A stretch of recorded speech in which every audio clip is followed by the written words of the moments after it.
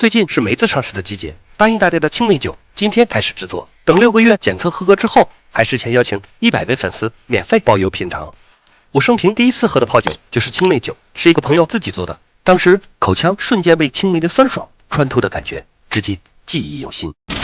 前年做了不同品种梅子泡酒的测试，去年做了不同基酒泡酒的测试。综合2年的经验，我感觉二锅头浸泡的最终口感是酸爽度和穿透力最舒服的，所以这次就用这个组合。我做研究和实验比较在行，生产和销售经验不足，所以想问一下大家，我这种先邀请粉丝品尝，再根据反馈调整，直到大家满意后再考虑生产销售的模式，大家觉得如何？有什么建议欢迎随时跟我沟通。上次花半个月时间做出了朗姆酒，利用它泡了红枣。今天我来品尝一下口感，再测一下很多人关注的甲醇是否超标。先检测一下自己做的朗姆酒，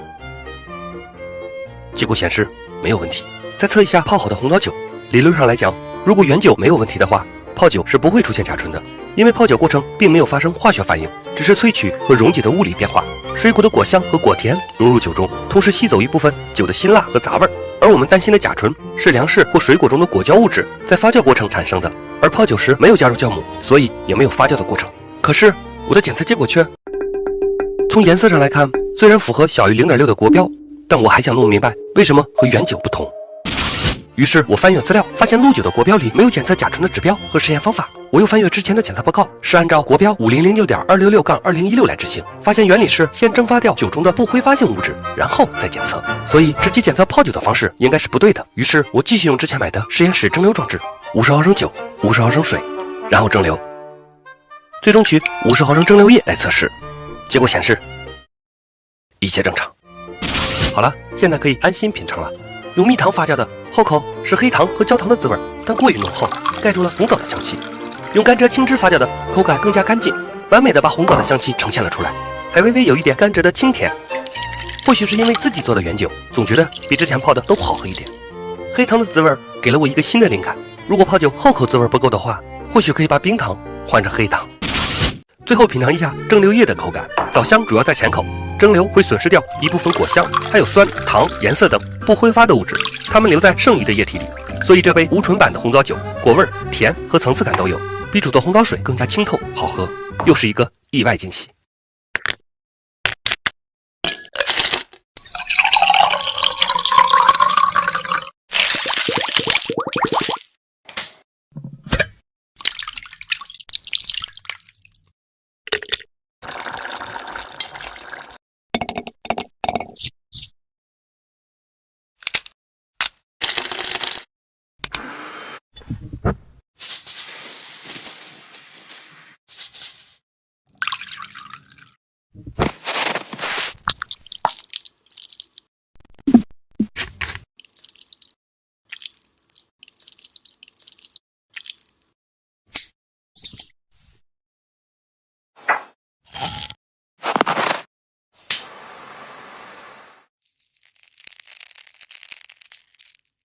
草莓威士忌泡酒已经全部送出，第4批邀请大家品尝的红茶荔枝泡酒今天开始制作。单独泡荔枝最早有尝试过，虽然不难喝，但味道有点淡薄。去年尝试红茶荔枝的组合，口感立马饱和了起来。红茶不能浸泡时间太长，否则会出现令人不悦的杂味。用冷萃一版的方式，可以刚好泡出茶香和甜香。因为是邀请粉丝品尝的，所以我做了适当的降度，又减少了放冰糖的用量。泡荔枝酒前几天会出现浑浊的现象是正常的，大概10多天之后，酒体就会慢慢的清澈。好了，等2-3个月后送去质检，合格后再陆续邀请大家免费品尝。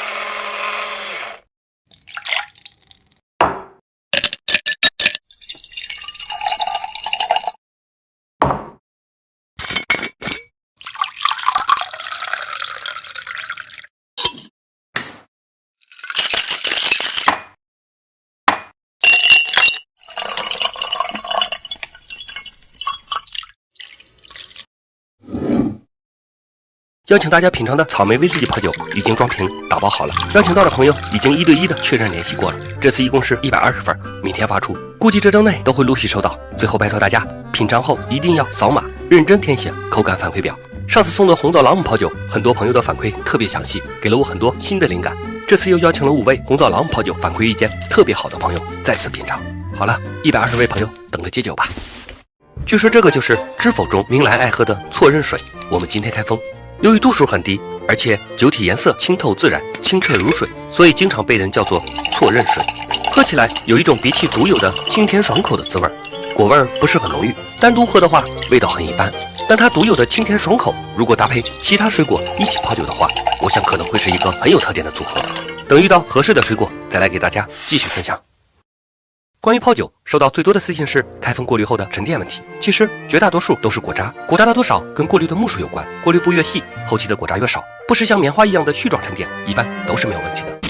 还有一些朋友问，水果泡了1年是否能喝？理论上高度数的酒泡的水果长时间是可以喝的，但是浸泡时间太长，泡酒里会出现一些陈味，喝起来没有水果的清爽感。所以多数的水果浸泡周期都在2到3个月为最佳，水果的清爽和果味融入到酒中的口感是最舒服的。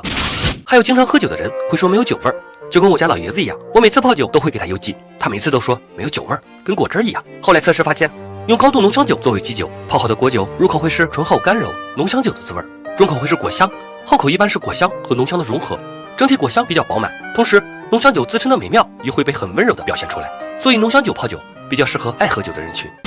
8月份我家老爷子过生日，我决定买一瓶好的浓香酒给他泡一次红茶荔枝酒，正好看到小糊涂仙珍藏52度浓香型，购买时发现还有开盖见惊喜的活动，有50宏光和雅迪电动车等奖品，我非常期待能中一辆车，哪怕是电动车。只中了6块6毛6，有中到车的朋友记得给我分享一下喜悦。